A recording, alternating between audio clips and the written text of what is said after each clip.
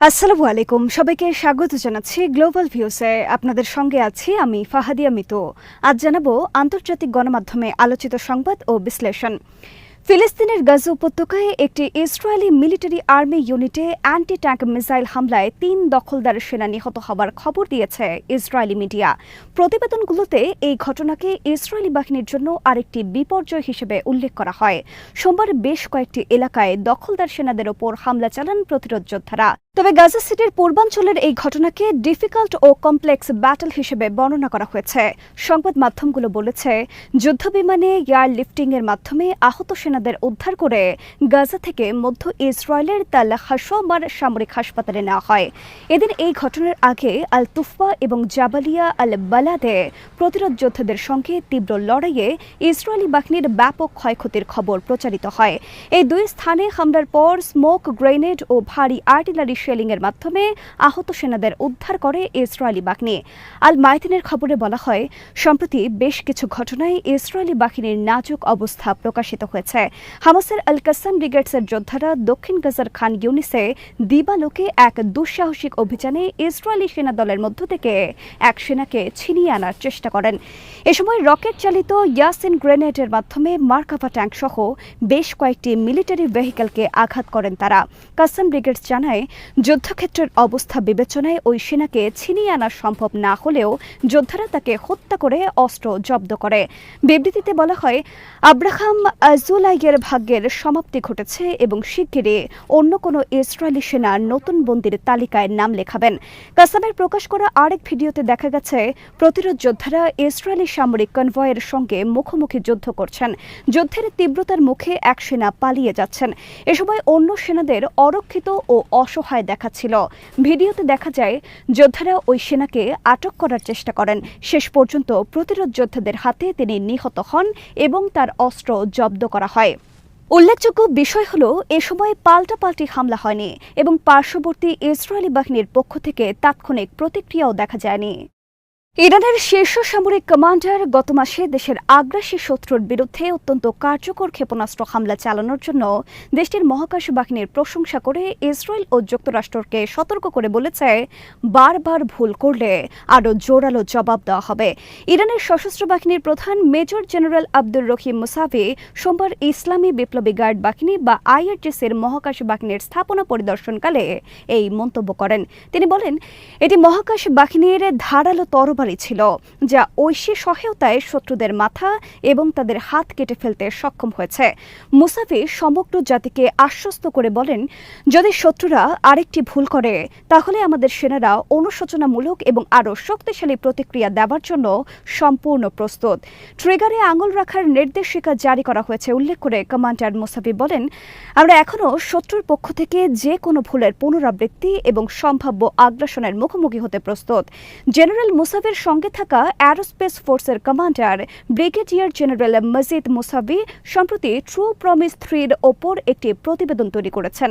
নথিতে ইরানি জাতির জন্য অভিযানের সাফল্য এবং প্রতিশোধের সময় বাহিনী এবং অন্যান্য গুরুত্বপূর্ণ সামরিক সেক্টরের মধ্যে যেই সমন্বয় পরিলক্ষিত হয়েছিল তার বিস্তারিত বর্ণনা রয়েছে। অবরুদ্ধ গাজার ওপর অবরোধ ভাঙতে নতুন আরেকটি জাহাজ যাত্রা শুরু করেছে। আন্তর্জাতিক অলাভজনক সংস্থা ফ্রিডম ফ্লোটিলা কোয়ালিশন বা এফএসির নতুন এই জাহাজের নাম হান্দালা। সঙ্গে ত্রাণ নিয়ে জাহাজটি রোববার ইতালির সিরাকুসা থেকে গাজা উপত্যকার দিকে যাত্রা শুরু করেছে। সামাজিক যোগাযোগ মাধ্যম এক্সে দেওয়া এক পোস্টে ফ্রিডম ফ্লোটিলা কোয়ালিশন বলেছে, মাত্র কয়েক সপ্তাহ আগে ইসরায়েলি বাহিনী অবৈধভাবে আন্তর্জাতিক জলসীমা থেকে আমাদের নৌযান মেডলিনের নিয়ন্ত্রণ নিয়েছিল এবং 12 জন নিরস্ত্র বেসামরিক ব্যক্তিকে অপহরণ করেছিল। তবু আমরা বৈশ্বিক সংহতিকে সঙ্গে নিয়ে ইসরায়েলের অবৈধ ও প্রাণঘাতী অবরোধের বিরুদ্ধে লড়াই চালিয়ে যাচ্ছে। ফ্রিডম ফ্লোটিলা আরও বলেছে, তারা গাজায় শিশুদের জন্য অবরোধ ভাঙতেই এই যাত্রা করছে। তারা মানবিক সহায়তা ও সংহতির বার্তা নিয়ে যাচ্ছে। হান্দালা জাহাজে ঠিক কতজন অধিকার কর্মী আছেন তা এখনও নিশ্চিত হওয়া যায়নি, তবে ধারণা করা হচ্ছে এই সংখ্যা 18। এর আগে গত 6 জুন এই সংগঠনে মেডলিন জাহাজ ইতালির সিসিলি দ্বীপ থেকে গাজার উদ্দেশ্যে যাত্রা করেছিল। তাদের উদ্দেশ্য ছিল ইসরায়েলের নৌ অবরোধ ভেঙে গাজা উপত্যকায় পৌঁছানো, কিন্তু 9 জন ইসরায়েলি বাহিনী আন্তর্জাতিক জলসীমা থেকে মেডলিন জাহাজটি জব্দ করে এবং এর 12 আরোহীকে আটক করে।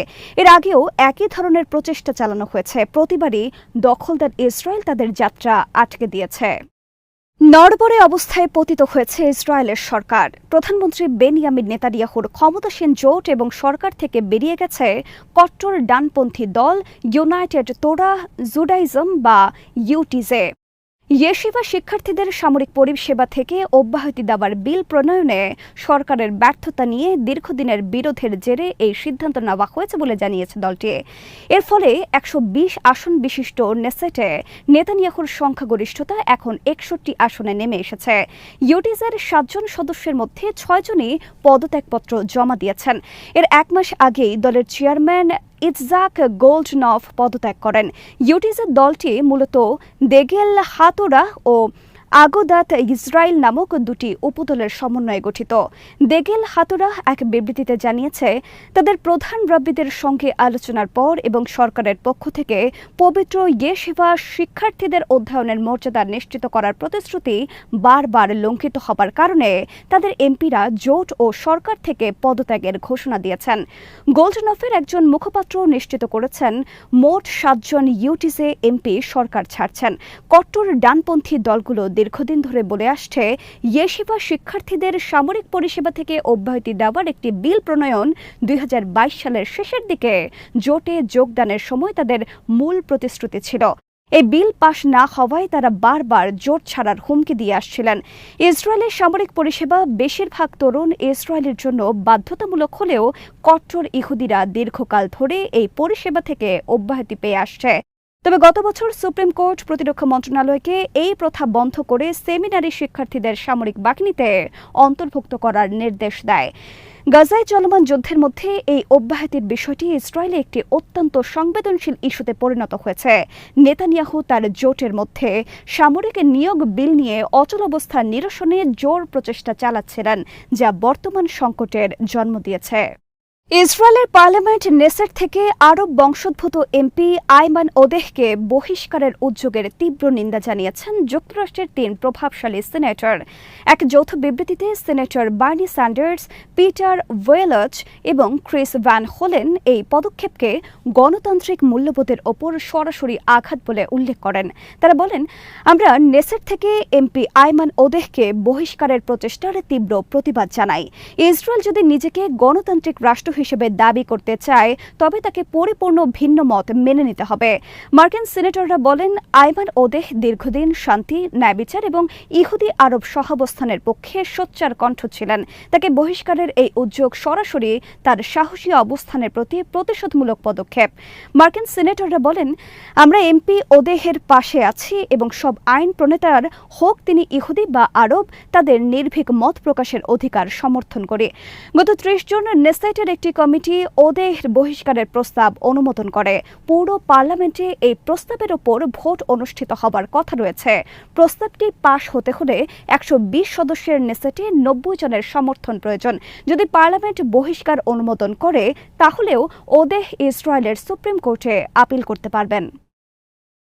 কানাডার টরন্টো শহরে ভারতের হিন্দুত্ববাদী সংগঠন ইসকনের রথযাত্রায় ডিম নিক্ষেপের ঘটনা ঘটেছে। সামাজিক যোগাযোগ মাধ্যমে ছড়িয়ে পড়া এক ভিডিওতে দেখা গেছে, টরন্টোর রাস্তায় রথযাত্রা চলাকালে ডিম ছুঁড়ে মারেন কিছু লোক। ভারতীয় বংশোদ্ভূত ইনস্টাগ্রাম ব্যবহারকারী সঙ্গনা বাজাজ নামের এক নারী এক ভিডিও পোস্টে জানান, আশেপাশের ভবন থেকে রথযাত্রার ওপর ডিম ছোড়া হয়। ভিডিওতে দেখা যায়, রথযাত্রার একটি অংশে রাস্তার ওপর বেশ কিছু ভাঙা ডিম পড়ে রয়েছে। ভিডিওটি এরই মধ্যে 2 লাখের মতো ভিউ হয়েছে এবং বিষয়টা নিয়ে সামাজিক যোগাযোগ মাধ্যমে বেশ আলোড়ন সৃষ্টি হয়েছে। দেখা গেছে, কীর্তনের তালে তালে নাচছিলেন রথযাত্রায় অংশগ্রহণকারীরা। আচমকা তাদের লক্ষ্য করে একের পর এক ডিম উড়ে এলে শোভাযাত্রায় বড় ধরনের বিঘ্ন ঘটে। ভারতের পররাষ্ট্র মন্ত্রণালয় এই ঘটনায় উদ্বেগ প্রকাশ করে একে দুঃখজনক ও উৎসবের চেতনার পরিপন্থী বলে মন্তব্য করেছে। কানাডায় ভারতীয় শিখদের খালিস্তান আন্দোলন বেশ সক্রিয়। ভারতের হিন্দুত্ববাদী সরকারের সঙ্গে তাদের বৈরিতা দীর্ঘদিনের, তবে এই ঘটনার সঙ্গে তাদের সম্পৃক্ততা রয়েছে কিনা তা স্পষ্ট নয়। আজ এখানে শেষ করছি। সবাই ভালো থাকুন, সুস্থ থাকুন আর দেখতে থাকুন বিডিভিউজ। চ্যানেলটি ভালো লাগলে সাবস্ক্রাইব করুন, সংযুক্ত থাকুন আমাদের ফেসবুক পেজে। আল্লাহ হাফেজ।